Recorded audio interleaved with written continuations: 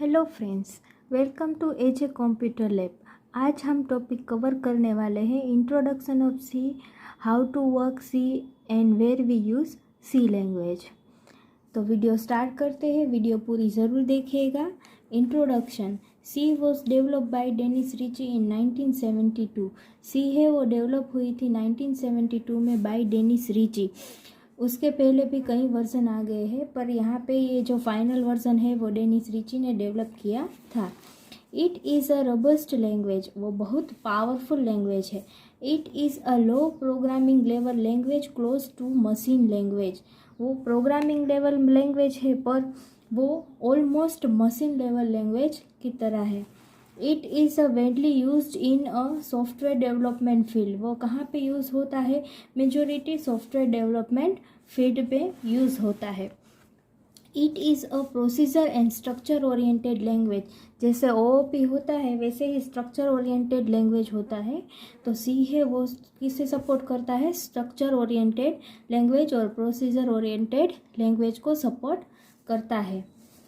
It has a full support of various operating system and hardware सब platforms.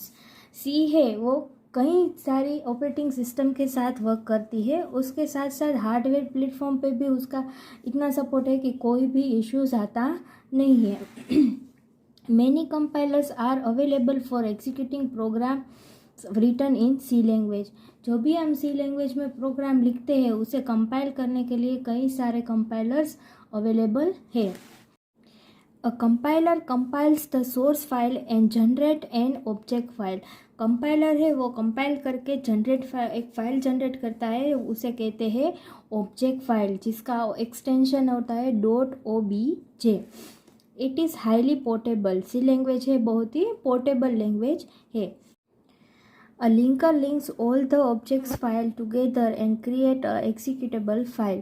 Linker है वो क्या करता है? वो सारी ऑब्जेक्ट्स फाइल जो यहाँ पे कंपाइल होकर बनी होगी उसे एक साथ इकट्ठा करके उसे एक फ़ाइल बनाता है जो है एक्सिक्यूटेबल फाइल, यानी कि EXE फाइल। ये था इंट्रोडक्शन ऑफ सी लैंग्वेज। और next topic is how C programming language works. C programming language कैसे वर्क करता है अब हम वो सीखेंगे। C is a compiled language. A compiler is a special tool that compiles the program and convert into the object file which is machine readable.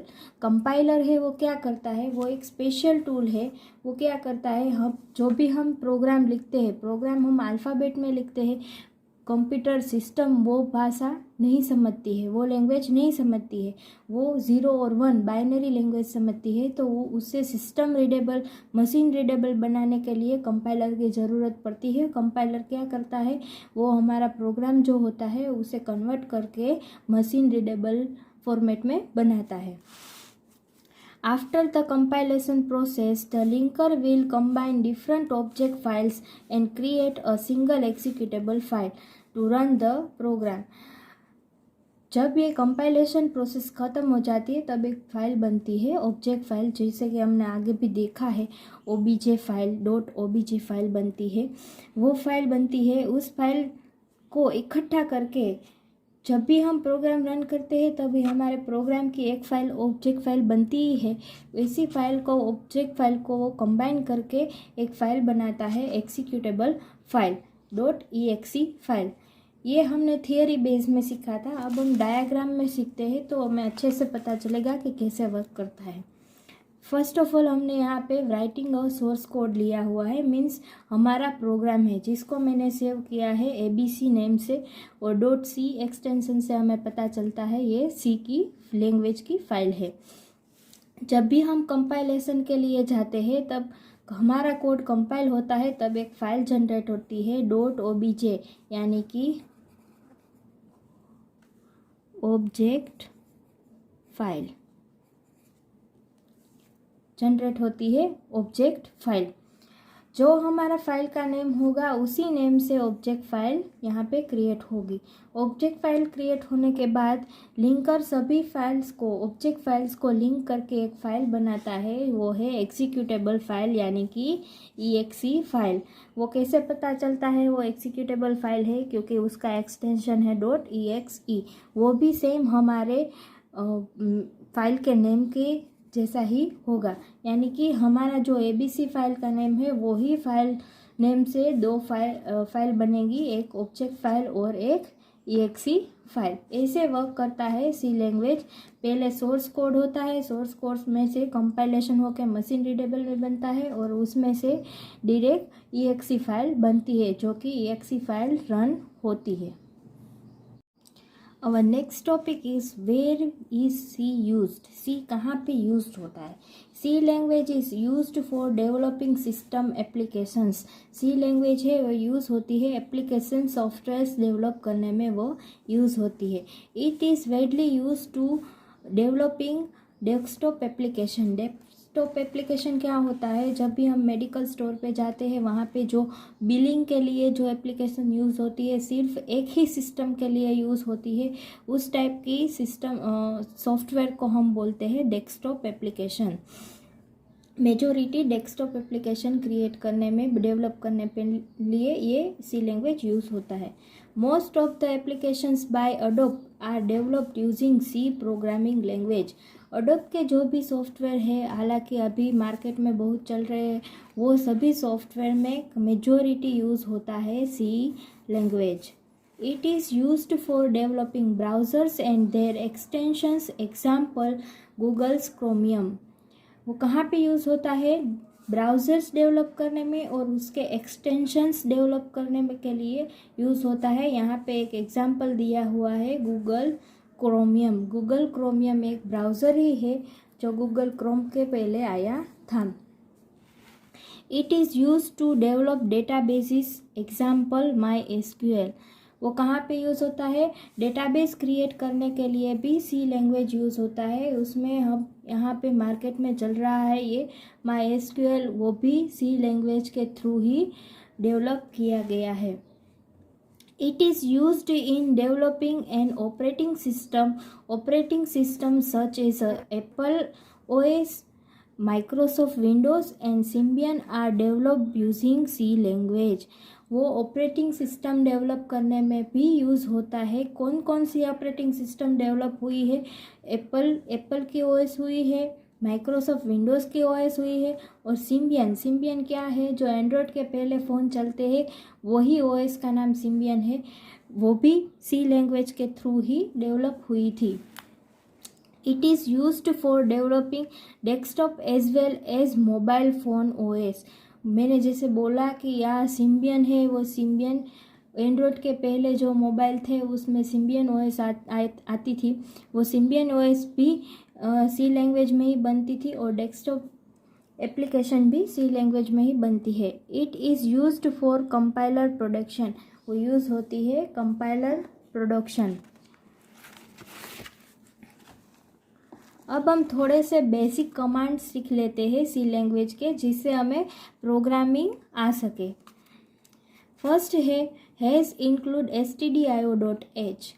This command include standard input output header file stdio.h from the C library before compiling a C program. जब भी हम stdio.h लिखते हैं, ये header file है, वो कैसे पता चलता है? उसका एक्सटेंशन .h है, उससे हमें पता चलता है ये हेडर फाइल है। ये एक लाइब्रेरी है, इनबिल्ट लाइब्रेरी है, जो हमें इनबिल्ट फंक्शंस और कीवर्ड्स प्रोवाइड करती है। मेजॉरिटी कौन से फंक्शंस प्रोवाइड करते हैं? इनपुट और आउटपुट के प्रोग्राम फंक्शंस है, वो हमें प्रोवाइड करती है। int main function. Main function क्या है? It is the main function from where C program execution begins. जब भी हम सी लैंग्वेज में प्रोग्राम लिखते हैं तो उसका एग्जीक्यूशन ऑलवेज मेन फंक्शन से स्टार्ट होता है। यहाँ ब्रैकेट्स लगे हुए हैं, इसीलिए उसको फंक्शन रीड किया जाता है। जब भी हम सी लैंग्वेज में प्रोग्राम लिखते हैं, कंपाइल करते हैं, रन करते हैं, तब वो पहले ढूंढने जाता है मेन फंक्शन। अगर आपके प्रोग्राम में मेन फंक्शन नहीं होगा तो आपका प्रोग्राम रन नहीं होगा। Starting curly brackets indicates the begin of the main function. Starting curly bracket है, जो मेन फंक्शन के बाद कर्ली ब्रैकेट आता है वो स्टार्टिंग कर्ली ब्रैकेट क्या मेंशन करता है, बिगिनिंग ऑफ मेन फंक्शन। ये backslash star comment star backslash वो क्या है, वो कमेंट्स है। जब भी हम कोई प्रोग्राम बनाते हैं तो तब हमें कोई भी नोट्स वहाँ छोड़नी है, कोई भी हमारे लिए वहाँ नोट्स छोड़नी है, हमें समझ में आए इसलिए नोट छोड़नी है, तो हम इसे उसमें कमेंट लिख सकते हैं। This part is comments, it is not considered for compilation and execution. इसमें जो भी लिखा जाएगा वो कोई भी सेंटेंस या कोई भी स्टेटमेंट एग्जीक्यूशन में नहीं लिया जाएगा क्योंकि वो कमेंट है। printf starting bracket double quote start hello double quote over bracket over and semicolon. This command prints output on screen. ये कमांड क्या करेगा, हेलो प्रिंट करके देगा हमें as a output on the screen. वो प्रिंट एफ है वो कहाँ से हमें मिला है, इस हेडर फाइल से हमें प्रिंट एफ मिला है, जो इनबिल्ट लाइब्रेरी है उसी से हमने ये फंक्शन यूज़ किया है printf। नेक्स्ट है get ch। This command is used for any characters input from keyboard. This command, this function, this is also function, ये फंक्शन ही है क्योंकि यहाँ पे उसको ब्रैकेट लगे हुए हैं इसीलिए इसको बोलेंगे फंक्शन, get ch फंक्शन। ये फंक्शन कहाँ यूज़ होता है, जब तक आप कोई भी कैरेक्टर इनपुट नहीं करते हैं तब तक आपको आउटपुट स्क्रीन में यूं ही पॉज करके रखेगा। जब आप कोई भी की प्रेस करेंगे तभी आपको सोर्स कोड में जाने देगा। हमारे आउटपुट को पॉज मोड में रखने के लिए हम गेट ch लिखते हैं। Return 0। This command is used to terminate a C program and it return 0। Return 0 है वो क्या है, वो टर्मिनेशन ऑफ प्रोग्राम है, वो बताता है यहाँ पे प्रोग्राम आपका ख़त्म हो गया है और रिटर्न करता है 0। यहाँ पे 0 क्यों, रिटर्न 0 क्यों लिखा हुआ है वो आपको अगले वीडियो में पता चल जाएगा। Over curly bracket, it is used to indicate the end of the file main function. वो क्या है, जब हमने मेन फंक्शन स्टार्ट किया था तब हमने स्टार्ट किया हुआ ब्रैकेट था कर्ली ब्रैकेट, वही कर्ली ब्रैकेट यहाँ ओवर हो गया है वो बताने के लिए यहाँ पे कर्ली ब्रैकेट लगाया हुआ है।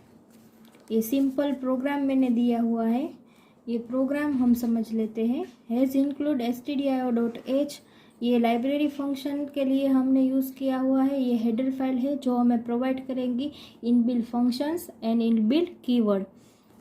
Integer space int space main function, यहाँ पे ही एक स्पेस आएगी, यहाँ कहीं भी स्पेस नहीं है, यहाँ पे भी स्पेस आपको नहीं लगानी है। मेन फंक्शन हमने स्टार्ट किया है जो कि बिगिनिंग ऑफ द प्रोग्राम होता है, एग्जीक्यूशन हमारा मेन फंक्शन से ही स्टार्ट होता है। स्टार्टिंग कर्ली ब्रैकेट, यहाँ पे मैंने सिंपल कमेंट्स दिए हुए हैं कि मेरा ये सिंपल प्रोग्राम है जो कि ये कहीं पे भी एग्जीक्यूशन में आने वाला नहीं है। फिर मैंने प्रिंट एफ लिया हुआ है जिसमें मैंने हेलो प्रिंट करवाया, यहाँ पे भी कहीं पे स्पेस नहीं छोड़नी है, ऐसे ही लिखना है और डबल कोट्स में आप जो भी लिखोगे वो आपका प्रिंट होके आएगा। यहाँ पे सेमीकोलन लगाया है, सेमीकोलन लगाने का मीनिंग ये है कि यहाँ पे हमारा स्टेटमेंट कंप्लीट होता है, वैसा कंप्यूटर को, सिस्टम को पता चलता है। उसके बाद गेट ch हमारे आउटपुट को पोस्ट करने के लिए और रिटर्न 0। रिटर्न 0 क्यों लिखा हुआ है, क्योंकि यहाँ पे हमने इंटीजर लिखा है, इंटीजर है वो न्यूमेरिक रिटर्न करता है, इसीलिए हमें यहाँ पे 0 रिटर्न किया है। एक ये पोजीशन पे और एक ये पोजीशन पे, दोनों पे ही आपको एक एक स्पेस छोड़नी है, बाकी कहीं पे भी स्पेस छोड़नी नहीं है। इसका आउटपुट आएगा हेलो, इसका आउटपुट हेलो आएगा। प्लीज़ ये प्रोग्राम एग्जीक्यूट करके देखिएगा, इसको ट्राई करके देखिएगा। आज के वीडियो में सिर्फ इतना ही। Thank you so much, video पूरा देखिएगा। मिलते हैं नेक्स्ट वीडियो में। Thank you.